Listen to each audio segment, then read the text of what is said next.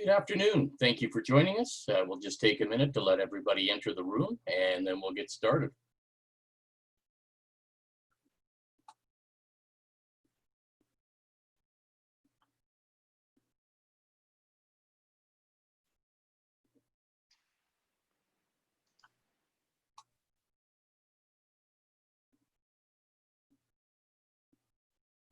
Okay. So we've got a number of people joining us today. Thank you very much. We do appreciate your support.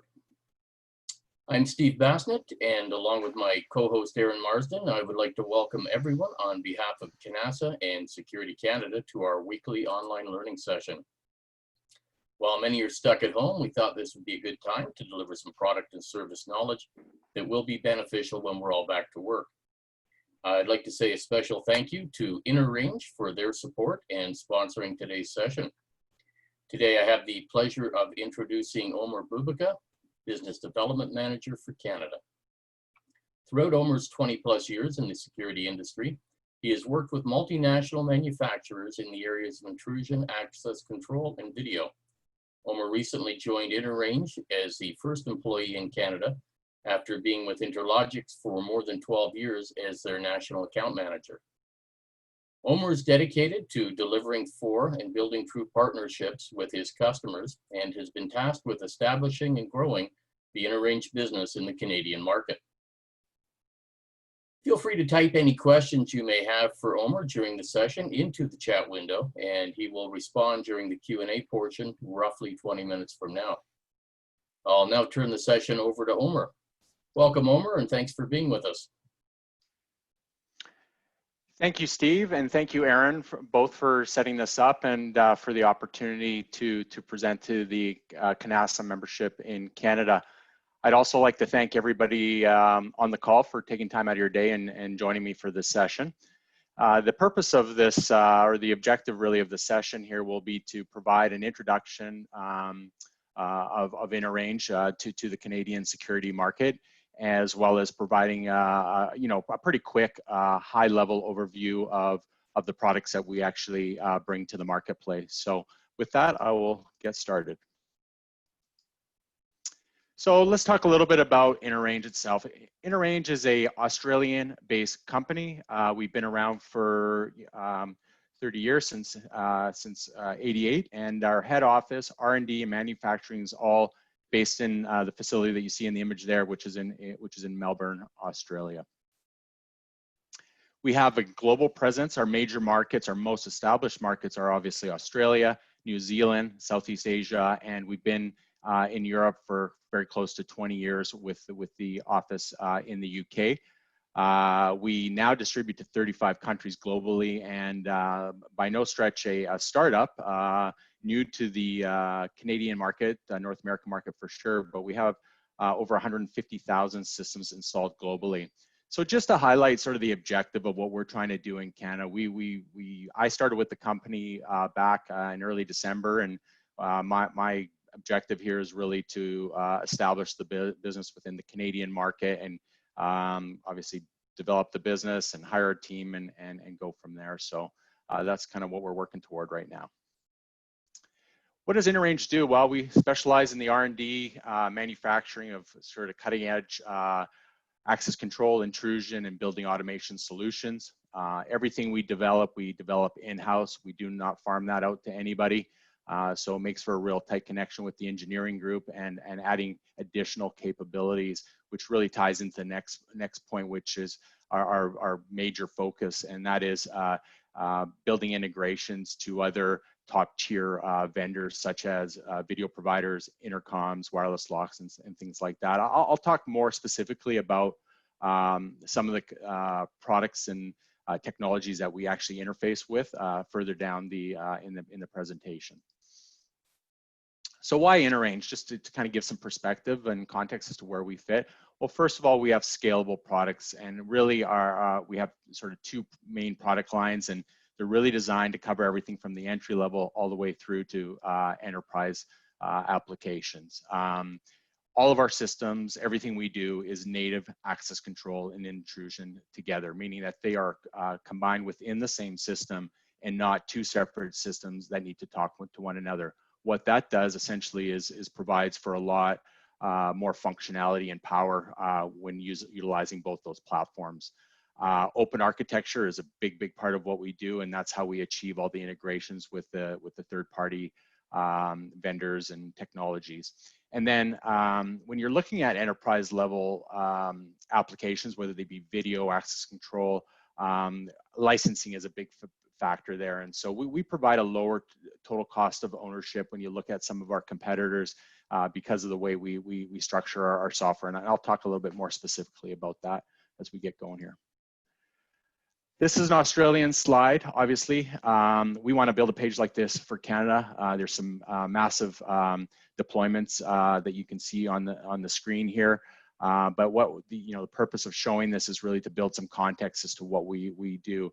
In fact, if you look at the Monash University, a project that we recently were successful in winning, it's a system that has over 5,000 card readers and over 100,000 students at that university. The other thing I want to highlight is, when you look at sort of the verticals that we operate in or where we gained a lot of credibility or success, healthcare is a big one, as is education. I'm going to talk about two products specifically. Inception being more of our entry-level product. As I said, we had sort of entry-level and then all the way up to enterprise, and then Integrity, which is really our enterprise full-scale product, and both of those products have been award-winning for us globally, not just in Australia but also in the European markets as well. So I'm going to start with Inception. So Inception, like I said, is our entry-level product. It is really web-powered. Within that control panel, which really runs the entire system, we don't have any software or server to run it per se. It's all runs on the controller that you see there, which is actually a web server in itself as well. So whenever you want to connect to your system, it's very much like connecting to your home router. You identify the router through Wi-Fi, and then you connect to it. You can actually do that remotely. You can do that on site, and you can also do it for the purpose of programming of the system for the technician, and as well as for operation of the system for the end user. When this product was developed a few years back, the real purpose was to really simplify the functionality of the system, not only for the end user, but also for the installer. And I'll show you some examples of that. So what is Inception? Well, first of all, like I said, our systems are native intrusion as well as access control. We provide some basic automation with the system as well, and a very powerful web interface, which I think is really one of the premier features of the product. With Inception, and really a question that gets asked a lot of us is, why would I use one versus the other? I mean, there's really two reasons. First of all, Inception would be a single site solution, whereas Integrity would be a global solution, if you will. And so that's one question that needs to be answered right away. And then the second part, which I'll spend a little bit more time on, is the integrations. Inception, as a more of an entry level type product, has limited integrations, and specific to video. On the Inception side, we have the ability to integrate with Hanwha on the video side, as well as Milestone. So those are the two things. But if you need to go well beyond that, then you probably need to look at the Integrity platform. So let's quickly look at the capacities. For an entry-level product, pretty powerful. Up to 256 if you're readers, if you're doing an in-out scenario, or if you're just doing individual doors with one reader, then you're looking at 128 doors, 32 areas or partitions, 512 inputs or outputs, and then you have the ability to have up to 250,000 events and 10,000 users as well. What makes the system really powerful, as I touched on earlier, is the web interface, the ability to really connect into the system through either a desktop, a laptop, a tablet, or even a phone. The other part of that is that you have no cost of an additional server, licenses, software, that type of thing. So that really helps a lot to the overall cost and functionality of the system as well. What makes the web interface so powerful really is the responsive design. We're looking at a layout on a PC or a desktop, tablet, and as well as a phone. And I think what you'd identify here is that all those systems look relatively the same and the functionality is very similar. So regardless of how you're logging into the system, it looks really, really similar, and it makes it a lot more familiar and easy to use for the user. The first thing that you're going to get into when you log into an Inception system is a dashboard. And the dashboard is really is giving you the full status of the system, and it also gives you the ability to interact with the system. So if you look at this picture here, it's telling you which zones are armed, which doors are locked, which ones are unlocked, and it gives you the ability to click on that and arm or disarm or lock or unlock those doors as well. So really, really simple. That's the first thing that really pops up. And then moving toward programming, or what would sort of apply for the technician, we have what's called a commissioning checklist. And that's really a list, a logical list actually, that runs, that helps the technician run through the programming. So if you needed to configure network settings at the top, that'd be the first thing you'd click on. It would expand. And if you knew what you were doing, you'd go straight to the programming. If you didn't, we have the option to press read more. With that read more functionality, it just basically gives you a full description of what you're doing and how to program it as well. So very logical as you go through it. The color changes from blue to green, and once you've completed it, you know that you've done your you've completed the programming of the system. I'm going to move into Integrity now. Integrity, like I said earlier, is our enterprise level solution.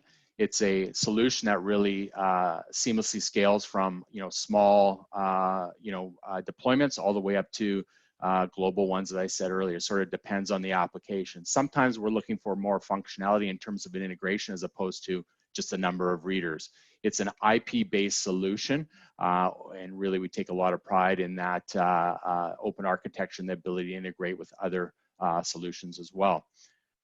Focuses really on the power. This is a very, very powerful system. We can't really call it a PSIM per se, but it does act in that way quite a bit, just simply by the amount of integration that you can do with the system. And you'll get an idea of that as I show a little bit more further into the presentation. But we have no mandatory software maintenance agreements, which is not the case with many of our competitors. We also don't backdate our software maintenance agreements. Some of our competitors do. And what that means is if I wanted to, add to the system, say add an additional 5 doors or something like that, and I had a maintenance agreement, what would potentially happen is they would backdate the cost of that licensing to when I took out the license originally. And so you'd have to pay all that, catch it up essentially, and then move forward. So we don't do that. What we allow you to do is operate the system as long as you want. If there's an upgrade that you're looking for, you can purchase that upgrade, and we're quite generous in terms of how we sort of measure that, but it's a one-time purchase and it's not ongoing. This is a quick look at some of the hardware that we have. It just, the purpose really is to give you a sense of how the hardware looks, number one, but also to highlight the fact that we are an end-to-end solution provider. So we not only spend a lot of time and effort, R&D around the software, which is really, the major power behind the system, the interface that most people will interact with, but spend a lot of time and effort on the hardware part of it as well. So we obviously have all the hardware and the peripherals associated with the solution, but not proprietary in the fact that we can use other products with our system as well. This is a quick look at a rack mount enclosure which we have as an option. In addition to rack mount, we can also do DIN rail mount as well. So it's really up to how you want to build the system. The first slide really showed that traditional on-wall enclosure. Here we have the rack mount. Like I said, you can do DIN rail as well if that's what you prefer. This is an image of a sample of a system architecture. I think most people that are involved in the enterprise space will understand everything sort of lives on the backbone of the WAN or the LAN. You can see our client server setup and then field controllers. In this instance, we have one controller, which, oftentimes you have many more than that, which is obviously no issue. But then on the sort of lower half of that, it really kind of shows all the things that we're tying into that system. One of the main ones we see a lot of course, you tie the two together is video integration, but key lockers, intercoms, elevator control, and then overall building management systems as well, talking about lighting, HVAC, that type of thing. So I'll talk a bit more about that as well. Another feature with the Integrity platform is our ability to have a very flexible architecture. And the first option would be really a deep architecture. And what this speaks to is not only sort of leveraging the IP network that you have, but also potentially using RS-45, which I think most people in the security space would be familiar with. But where this comes in as a real benefit is when you're doing a retrofit from a existing system. It allows you to sort of adapt to the infrastructures that's in place, potentially not having to rewire the whole facility, but using what's actually there. So we have a lot of flexibility in how we build out the system. So this is one option. The other option would be a flatter architecture where we're basically using the network entirely for all of our controls and all of our panels within the system. So that's really beneficial as well, depending on what type of application you're working on. Cybersecurity is obviously a very hot topic. We have a full high level of encryption all the way from the reader all the way back to the software. We also operate in VPN environments, which really gives us a couple layers of protection. And to date, in our 30-year history, we don't have any compromises of our system. And really, when you look at the sort of the protocols are very customized and very proprietary in terms of the communication within the controller and the electronics. So when you're communicating over the 485 and through the controller and things like that, it's, people might be able to pull that data, but there's no way. It's so customized.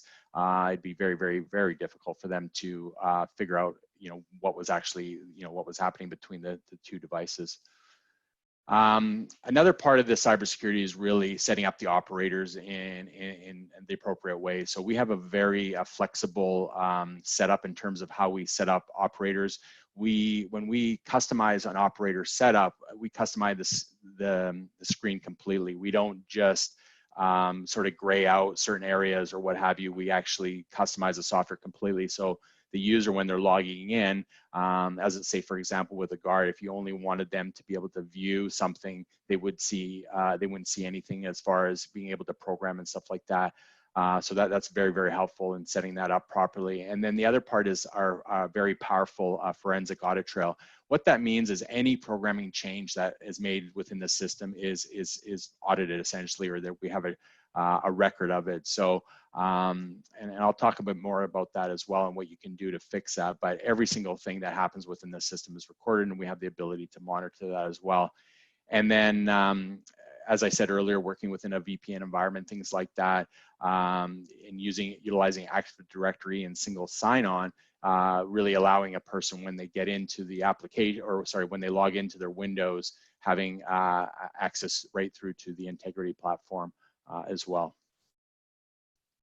This is just a quick look of the software. It really highlights the fact that we have the ability to integrate and operate many different sort of parts of the system. On the top right, you obviously see the video. On the bottom left, you see our vector mapping, which is a big part of how you would interact with the system in a guard setup. They would have that graphical setup where they'd be able to right click on any of those devices and operate the system. Same applies with the alarm management as well, but it just shows you how we can build it all on one screen. Active Directory is a big part of what we do as well. The primary thing that we see here is in an application, if you're looking at a university as an example, when you're adding users to the system. So what we can do is we can have the student administration system speak to the access control system. So when you add a new student and you create an ID card, all of that can be sort of one point of entry and have the two systems talk to one another. In terms of education, when they're registered for school, when do they graduate, or when are they done school, just having that all kind of happen within one interface is really what Active Directory allows for. And then of course I touched on the vector maps, but wanted to show that more clearly. That map will actually scale up and down depending on the installation. We have sites that have anywhere between 400 and 500 locations. And basically what you can do is you can scroll up and down to actually have that map kind of minimize or expand depending. So if you're looking globally, obviously you're going to be looking at the whole globe and then sort of zoom into a continent.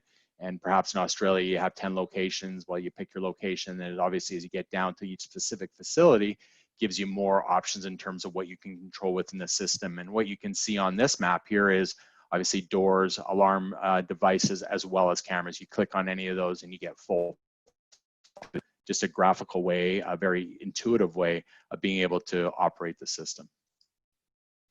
And then alarm management and powerful automation. So touching on that, what you see is the alarm events or any events really kind of scrolling on the page there. And what actually happens is you get notified. We can prioritize those for different levels and different things. As an example of an automation or a trigger that can happen, we can set up anything within a video system, such as analytics. And if we get a certain condition, we can set a certain priority of alarm, have the alarm pop up on the screen, and ensure that the operator do a certain specific thing with that alarm. So lots of flexibility in taking outside technology, bringing it into our system, providing some automation, and of course, trying to get the specific action that you're trying to get in terms of addressing the threat to the facility. I touched on the audit trail earlier, and this is just a quick look at that audit trail as to changes that have happened. But one feature that it really sort of sits on top of that forensic audit trail is the rollback. And so if someone was to approach you and say, you know, the system up until 2 o'clock yesterday was just fine, I'm not sure what happened after that. If you felt comfortable enough with the environment, the application, you'd have the ability to actually just roll back to that time. And so make a very, very quick change. But obviously you have to determine what that change might affect as well. Access control is really built on permission groups and permission groups and you know, sort of access levels and different things like that really determine where people can go, when they can go, how they go, and so on and so forth. We add another layer to that, and that is adding qualifications to that. And that can really apply in the situation that we're dealing with today with COVID. So as an example, we can have a qualification set behind a person's credentials. So you know, with the COVID situation, if someone's diagnosed and they're sick, you can actually put that in, and then you can actually have a qualification or a time schedule if it was 14 days or what have you, if they were in isolation, that type of thing. You can add a schedule to their actual profile, as opposed to having to create a whole new permission group. So offering tons of flexibility. I mean, the idea is you don't want to have as many permission groups as you do people. You want to be able to sort of fine tune that capability.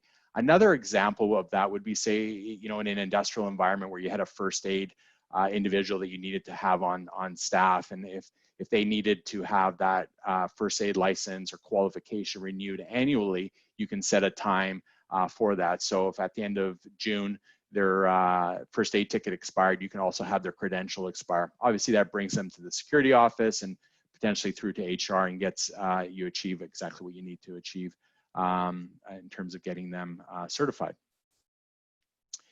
And then, as you'd expect, we have iOS and Android apps. So on the left here, you see a graphical map, which again, an intuitive look at the system. On the right, you're really looking at a phone, and you have the ability to look at doors and events and things specific to that. So there's different ways of setting that up. Most people would expect that with a system in this day and age, as a lot of this, the interaction with systems are happening through mobile devices. So I touched on earlier, you know, really the power of the integration.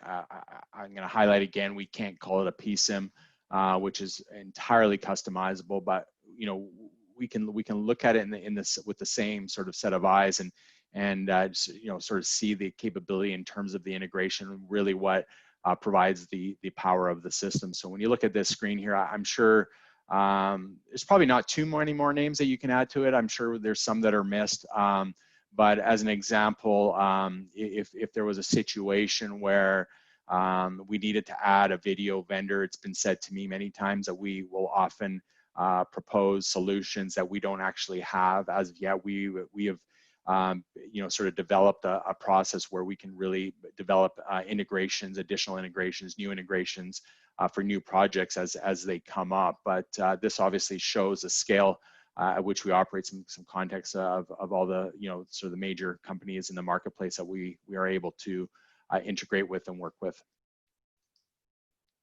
On the intercom side of things, again, you know, some of the major names that you'll see in the marketplace. And then wireless locks are a big part of access control these days. So we work with the major ones that you see here on the screen. And elevator control, obviously a big part of access control as well. Key lockers. And one of the big ones, when we talk about PSIMs, we're really talking about full automation control.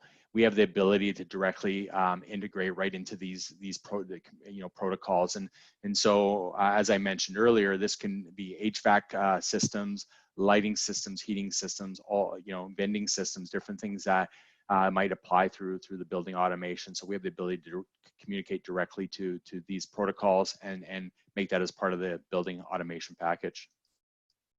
And of course, biometrics, big part of access control.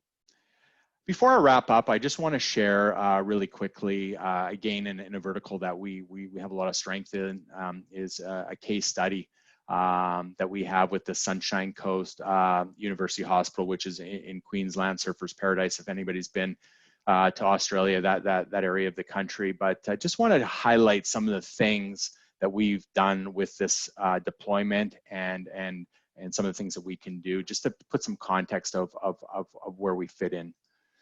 So this system in itself, just a quick glance, we have over 2,500 access control doors, 153 controllers, 7,500 different zone inputs, close to 800 cameras, 70,000 card holders, and a whole bunch of integrations that I'm about to show you. So full page here, again, like I said in the beginning, we are native access control and intrusion, so that's a given. And then a bunch of other things that I've already mentioned in terms of integration capability. But in a hospital facility specifically, the mother-baby tagging is a big part of what you need to do. That is tied into our system, as well as patient wandering, mobile duress, asset tracking. And then when you look at the building management system and communicating through the BACnet protocol, we do that both for the building management system around HVAC, lighting, and so on, but we do it with the fire portion as well, and controlling elevators, nurse call. And in this particular facility, there's actually robotic automated guided vehicles that will interface with our access control system as well. So very, very powerful and massive deployment. This next slide really just highlights the building management system. It's a Schneider Electric system, and it really shows that we can operate the system being integrated either through the access control software or specifically through the building management system. And we have that same flexibility in the video setup as well. So when you look at something, just to take an example, not to sort of add bias or anything, but if you look at something like a Milestone or Exact or something, these companies have spent a lot of money developing a user-friendly application. And if your site is more video-centric than access control-centric, you have the ability to work in that space and move back and forth just depending on the application itself. So just before I wrap up here, just a quick recap on InterRange and how we sort of set ourselves apart.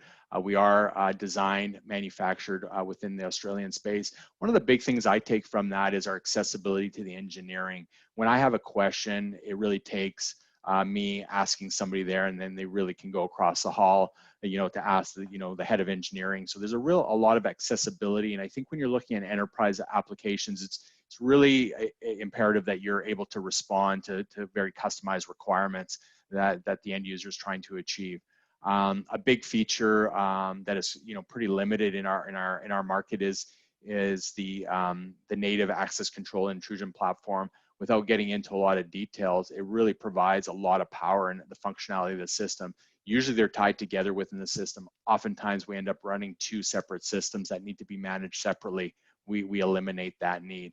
Our systems are non-proprietary, meaning that we're fully open to working with other technologies out there.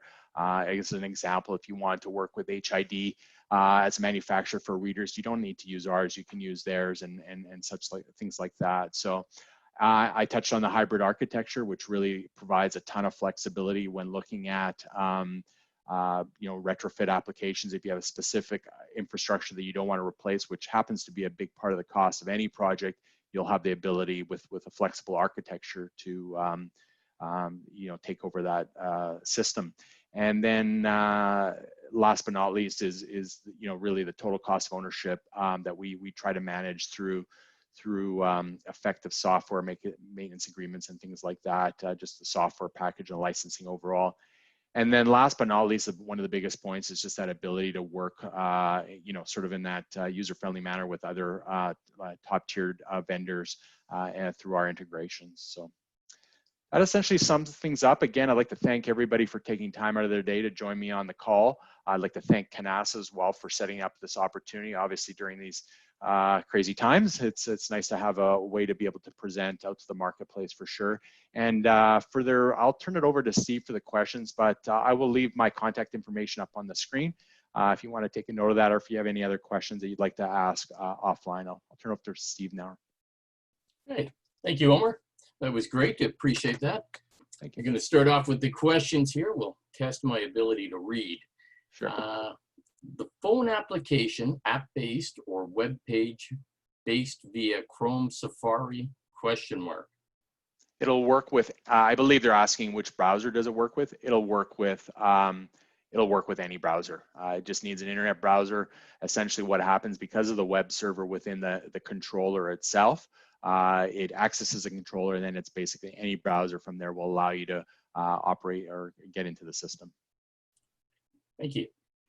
Next one up, do you provide a failover for the server part? I would say the answer would be absolutely yes. We have a multi-server setup. I'd have to get a little bit more detail on the question, the application, but I would say the answer would be yes. Okay. Do you support sending SMS, text, and email notification on your mobile app? Absolutely. I wasn't prepared for that quick answer there. Sorry. Yeah, no, it's a given. Yeah, we can customize SMS, email messaging through apps. However we want to set it up, we can do it. But the answer is yes. I mean, every event in either one of our systems can be either SMS, emailed. We can do it through the app. We can do an app notification. There's many ways to provide those notifications, but the simple answer is yes. Great, thanks. Sorry. Does your STEM support ZWave, ZigBee, or LoRa wireless? Not at this time. Obviously our systems are more, when you talk about enterprise, you're talking more commercial. Z-Wave, I need to look in ZigBee. ZigBee is a protocol that's certainly been more utilized in commercial environments, but Z-Wave primarily in residential. We do have a few installations of Inception in sort of high-end residential, the kind of home I'd like to live in, but yeah, not a lot in Z-Wave thus far. The ZigBee question I'd have to look into more, because we do obviously with BACnet and things like that, we do provide communication with different protocols, so I'd have to look into that. Okay. Next one is to do with elevator integration. Can you support destination dispatch functionality with all of the listed vendors? I'd have to, the functionality between vendors can differ depending on what that vendor allows. So I can't answer for all of them, but generally the answer would be yes. And there's a number of ways of interfacing with elevator control. You can do it either through IP right into their system, or you can do a lot of companies in the market with access control do it through like a serial interface where it assigns a specific floor when you kind of get into the building. There's a number of ways you can do it, but the simple answer is absolutely. Great. Okay, I'm going to struggle with this one. Are there any limits in terms of controller capacity for integrating the, I'm going to say BACnet, B-A-C-N-E-T, or Modbus? Sorry, there's a bit more here. Sure. 50 BACnet devices per controller, etc. Also, is the integration bi-directional? Can IR access control points be sent as a BACnet value to a BMS system? I'm guessing there's a few questions in that one. There's a few there for sure, but I'll hit a couple of the obvious ones. With Integrity itself, it's a fully scalable product. So there's really, I mean, there's limitations to everything, but there's virtually no limitations. If you know what I'm trying to say there, it is fully scalable. So I don't think there's any limitation of quantity. It is absolutely bi-directional. for sure. So, I mean, I think that's kind of the main focus of the question, but I mean, that's one of those ones where it sounds like a pretty good discussion. So certainly welcome phone call or an email or something about it to go explore further. Okay. Any integration with RTLS systems? Yes, absolutely. I don't know a lot about them. Like I said, I started in December, so I'm still learning a lot, but I've heard that come up a lot. Yeah, for sure, we do. Okay. What physical perimeter security system manufacturers do you have integrations with, i.e. manufacturers of fence-mounted sensors, active IR barriers, etc.? Active IR barriers, I believe, come in terms of like alarm zones, but we do have integrations with fence technologies as well. The two names, oh man, there is a slide that I cut out just simply because of time and content, but there's a couple of the major ones that we work with. Their name escapes me at this moment, but we definitely integrate with them. And if there's something we needed to look at, we would absolutely look at bringing on a specific one for an application. Okay. Sorry, do you have ULC certified products? We do. We all of our products are being basically engineered or being worked on for the Canadian market right now. We do have ULC for most things. There's a few components that we don't, that we're continuing to work on, but the objective is to have full ULC on our entire end-to-end solution for sure. Some of it's not complete, but we plan to have that done definitely, probably within the next few months. Okay. Do you have distribution in Canada? Who is it? We do, yeah. Currently, we're exclusively distributed through Annixter in Canada. Okay. Do you have a solution for Linnell system takeovers? We do not, no. I mean, we could utilize, sort of the reader technology, but typically in these systems, the controllers themselves and the software are typically quite, sort of closed, and there's not many companies that are in the business of allowing their competitors to take over systems. So we could utilize all the sort of the hard infrastructure at the, sort of the door, the reader level, if it was biometrics, all these different things that happen at the door, but from the controller up to the software, we would need to do a change out of the system for sure. Okay. Do you support any integrations to any existing alarm hardware, hardwire or wireless? We do have a couple of wireless integrations into our system. We currently work with Paradox as well as Innovonics. So those are fully ready to go. And if there was other ones we needed to look at, again, the same theme, we would certainly look at that. And I would approach engineering on developing further. But yeah, those are the big ones right now. Okay. Is there a training or certification requirement in becoming a dealer? For the integrity platform, there is, yes, for sure. It's typically we assign 4 days to provide that certification. So in order to install that system, you absolutely do need to be certified. With Inception, you do not. You can also go to our website and register as a dealer integrator, and you can also get access to online trainings as well for various products as well. But for integrity, absolutely, it's a pretty, I mean, dare I say, complex. It's very capable product. So there's a lot to learn in terms of setting the system up properly. Okay, thank you. And last question: how do you communicate with electronic locks? Electronic locks.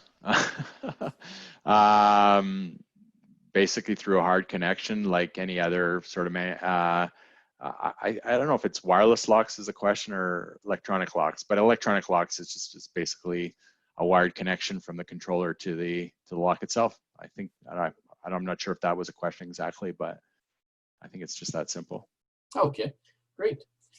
Well, thank you, Omer. If anybody has any more questions, you can reach out to Omer at his email or phone numbers there listed on his presentation. You can definitely also reach out to us and we can pass that along. That brings us to the end of today's session. Thank you for joining us. And once again, thank you to Omer Bubika and InterRange for their support. At the close of this session, a link to register for next week's session will pop up. Please be sure to register. We look forward to seeing you next week. Until then, be well.